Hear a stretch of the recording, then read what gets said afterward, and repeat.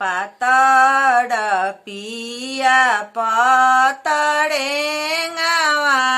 चलत बारानी लागे हे लाला नाडे पातळ पियावा गईले फुलवाडिया मलिनिया सांगामा बिहरले लाला नाडे पातळ पियावा गईले फुलवाडिया मलिनिया सांगामा बिहरले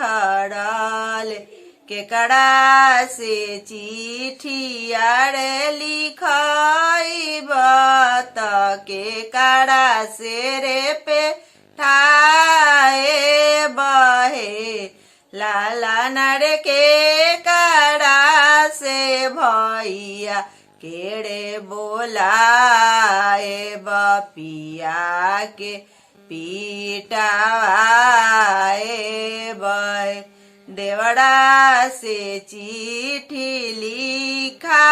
लिखावाए बहाजमा से रे पेठाए बहे लाला नर चिट्ठिए पढ़ भैया केड़े बोलाए बपिया के पीटावाए बहे एक अक्षर पढ़ले भैया दुई अक्षर आव रोड़े तीसर अक्षर हे भैया लीले घोड़े भैले आशावार बहिनिया घरे बोला हटे आइले भैया लीले घोड़े भैले आशावार बहिनिया घरे बोला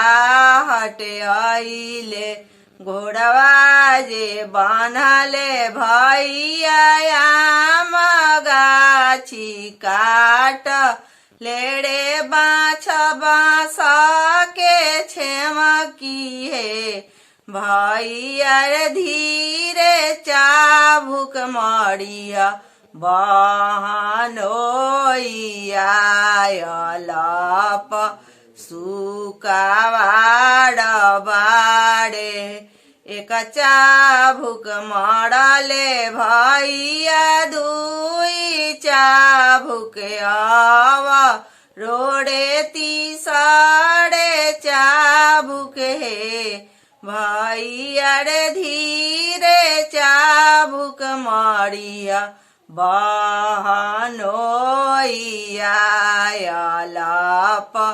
सुकावाड़ बाड़े बहिना ना रहलू खेलाड़ी रहलू हे बहिना रे आपन पियावा अपन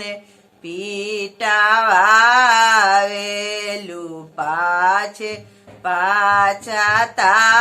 पाछातावेलू हे